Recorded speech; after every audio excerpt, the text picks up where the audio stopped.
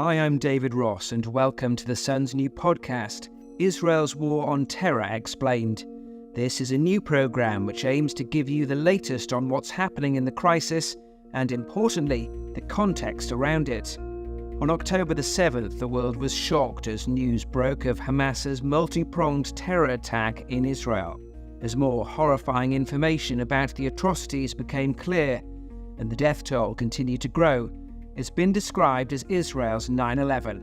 What happens next could have huge consequences. So as the situation moves into a new stage, with Israel launching Operation Iron Sword to strike Hamas in Gaza, we'll be speaking to people directly involved in a bid to give you the fullest picture possible.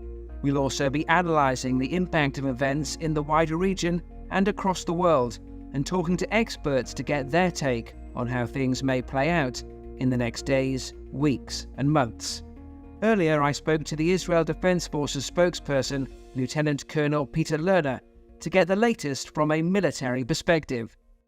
Peter, just give us the bare facts of what's happening right now, if you will. The IDF is currently conducting widespread strikes against Hamas, terrorist organization, their infrastructure, their operational capability, their terrorist activities, and also their staging grounds, their weapons facilities. We are striking Hamas so they can never, ever attack us again like they did on Saturday.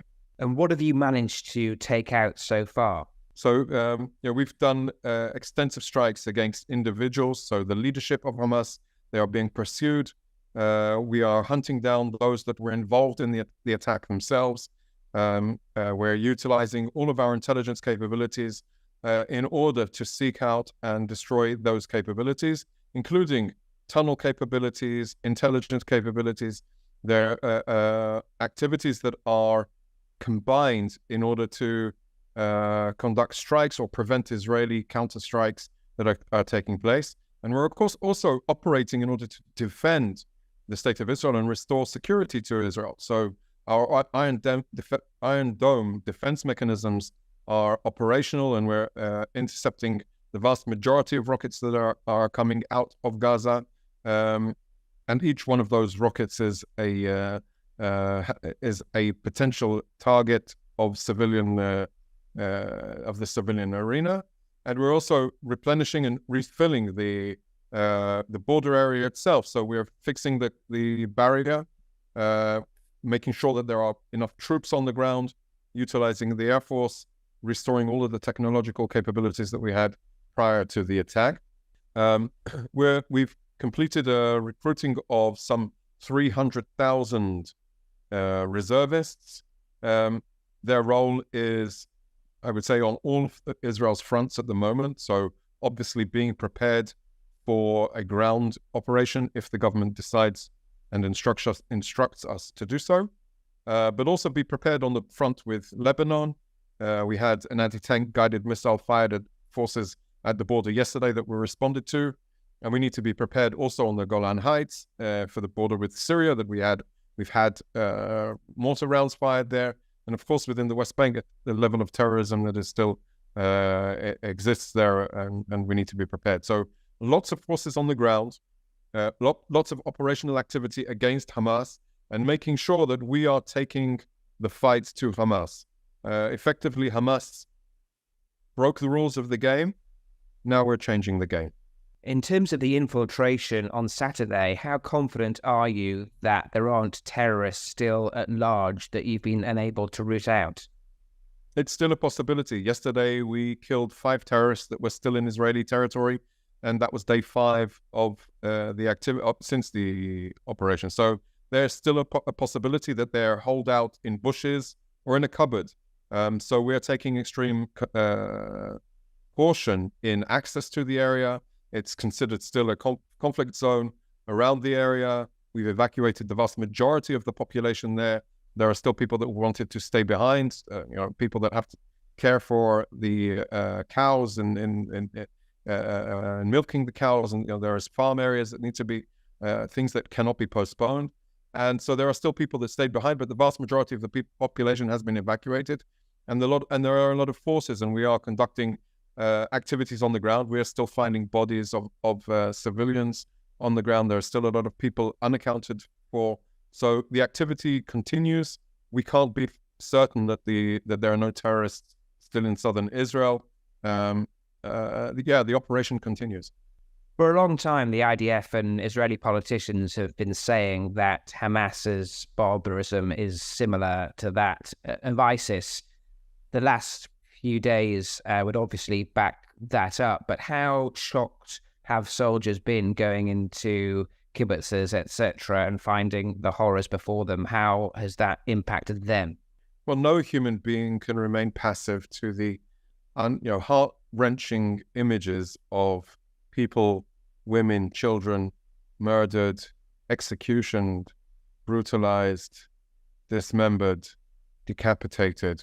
All of these things are the really, really terrible images that have, even those that are circulating on social media. And of course, the forces that are finding these and the medical forces and the IDF that are going through it, it affects us all. But it gets I think, and I believe that it gives us the resolve that we need to change that game that we talked about, to recalibrate the relationship between Israel and the Gaza Strip. The people of Gaza are not the enemy of Israel.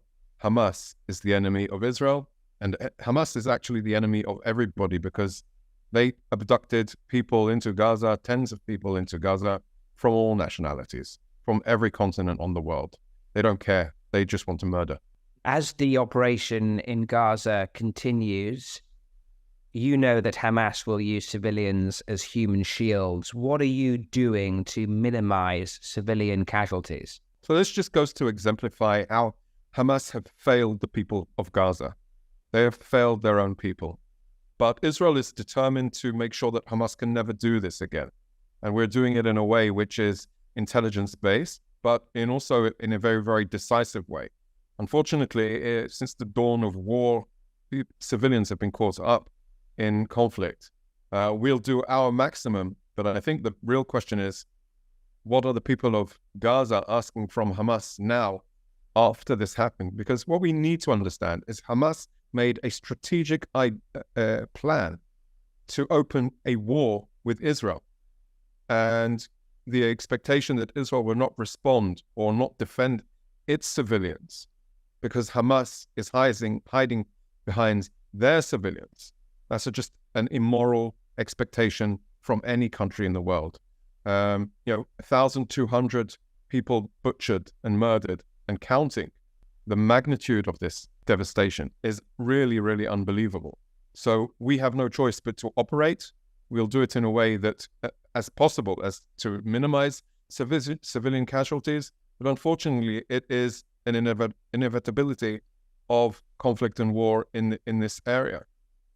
We are being held account by the people of Israel that are expected to be defended on Saturday.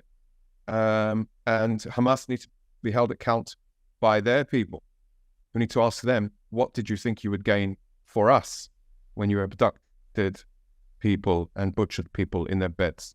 It is, though, to a degree, a tactical advantage for Hamas to have hostages. As you move towards a ground operation and you're going house to house, street by street, how possible is it for you to retrieve those hostages and bring them home without sustaining further casualties yourself? So I need to be clear, Hamas are responsible for the well-being of those people, innocent people that they abducted.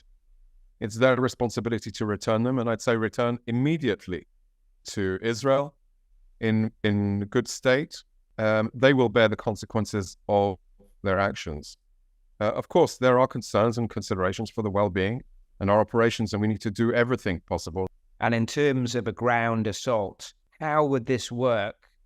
What is the longevity of such an operation? The aim is to wipe Hamas out? The aim is to destroy Hamas's capabilities, and we're doing that by degrading and destroying and attacking all of their infrastructure.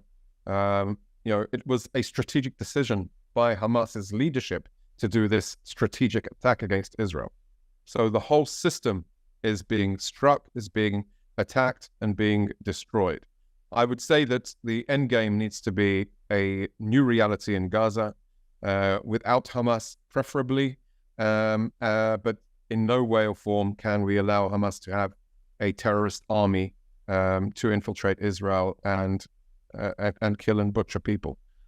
So the end game needs to be a new reality for all of the people living in the south of Israel and in Israel throughout. And as the IDF takes on threats on several fronts, what are you advising Israeli citizens in terms of going about their daily lives?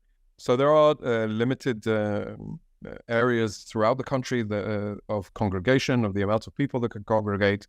And of course, we need people to be very aware of what's going on. Our home front command, the IDF's home front command, has its own apps that keep people informed of when there are incoming missiles, rockets, or other threats in the area. So we want people to be very aware of the situation. Obviously, the whole country is in a state of shock after this attack. So everybody's glued to their televisions and to their social media feeds, and they're getting informed by the country, by the IDF.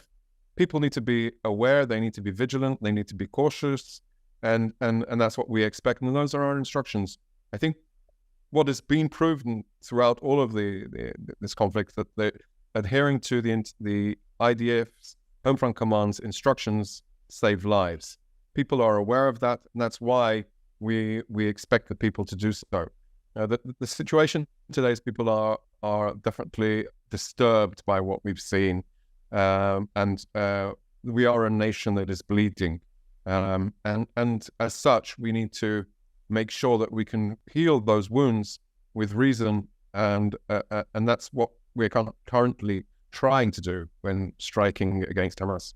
Just remind us how the Iron Dome missile defense system works and how successful it is, and also what it would mean if Israel didn't have it. That's a very good question. The Iron Dome missile defense system has radars that pick up the launches of rockets, and then once a launch is identified, the Iron Dome missile defense system only intercepts rockets that are intended to land in populated urban areas, and by doing so, it saves lives. There are operators that utilize it, but there's also a certain level of automation. But it is very effective in safeguarding the people of Israel. It's a very serious piece of our defensive mechanism.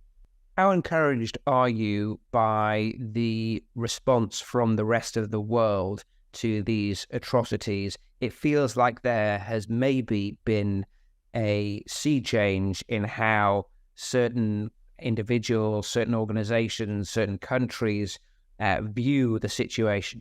Well, I think any decent human being cannot identify with what Hamas did. If you are identifying with the butchering of women, children, and men, or abducting of elderly people, then you're on the wrong side of history. So we're very, very grateful and encouraged by the widespread support of governments, of people, of organizations, of communities, and those that are not being supportive or are trying to be balanced are trivializing terrorism and empowering the radicals that wanted to kill us. So I would say you need to be very, very clear that murdering and butchering people and children and abducting the elderly is unacceptable for any decent nation, and everybody needs to be on the right side of history today. Lieutenant Colonel Peter Lerner of the IDF there. As the tension in the region escalates, US Secretary of State Antony Blinken today reassured Israeli Prime Minister Benjamin Netanyahu of US support. Blinken spoke during a trip to the Middle East, amid fears other countries could be drawn into the war. The value that we place on human life and human dignity, that's what makes us who we are. And we count them among our greatest strength. That's why it's so important to take every possible precaution to avoid harming civilians. And that's why we mourn the loss of every innocent life. Civilians of every faith, every nationality, who've been killed. Tragically, The number of innocent lives claimed by Hamas's heinous attacks continues to rise. Among those, we now know that at least 25 American citizens were killed. We join families in Israel, in the United States, around the world, in mourning their immeasurable loss. The people of Israel have long and rightly prided themselves on their self-reliance, on their ability to defend themselves, even when the odds are stacked against them. The message that I bring to Israel is this: you may be strong enough on your own to defend yourself, but as long as America exists, you will never ever have to. We will always be there by your side. It's the message that I bring with me to our discussions today, and it's what I'll affirm when I meet with the members of Israel's newly formed national emergency government. We welcome the government's creation and the unity and resolve that it reflects across Israel's society. As Israel's defense needs evolve, we will work with Congress to make sure that they're met. And I can tell you, there is overwhelming bipartisan support in our Congress for Israel's security. We've deployed the world's largest aircraft carrier to the Eastern Mediterranean. We bolstered the presence of U.S. fighter aircraft in the region. We're providing other support as well. We continue working closely with Israel to secure the release of the men, women, children, elderly people taken hostage by Hamas. We know Hamas doesn't represent the Palestinian people or their legitimate aspirations to live with equal measures of security, freedom, justice, opportunity, and dignity. We know Hamas, instead of promoting the well-being of its citizens, rules repressively and dedicates the resources it has to terror tunnels and rockets. We know Hamas didn't commit its heinous acts with the interests of Palestinian people in mind. We know Hamas does not stand for the future that Palestinians want for themselves and for their children. Hamas has only one agenda: to destroy Israel and to murder Jews. The events in Israel and Gaza are not just impacting people there. Hamas, as referenced in the earlier interview, have taken multiple people captive and are believed to be holding them in Gaza. Earlier, British relatives of Israeli hostages held a press conference in London to plea for their safe return. I shouldn't sit here today. I should have been on my way to Heathrow to pick up my mum, who's coming to celebrate her 75th birthday today with her family here in London. I'm here because of pure evil. I'm here because I need to ask for help to release babies, kids, mothers, and old people from their captivity. My name is Noam Sagi. I'm a British citizen, and I am one of your own. On Saturday morning, Kibbutz Nir Oz, where I was born, grew up, woke up to a massacre, to a second Holocaust. They've been gassed, burned, butchered, slaughtered, killed, and kidnapped. Mostly young kids and old elderly people. They burned the place to the ground, shot the dogs, nothing left. There's no politics here, no context, no religion, no race. Simple humanity. People who survived the Holocaust found themselves facing another one.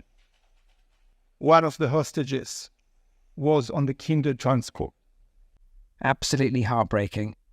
That brings an end to today's edition of Israel's War on Terror Explained. Please let us know in the comments if there are subjects you would like us to cover, or if you have any questions, and we'll do our best to examine them in later episodes. Thanks for listening.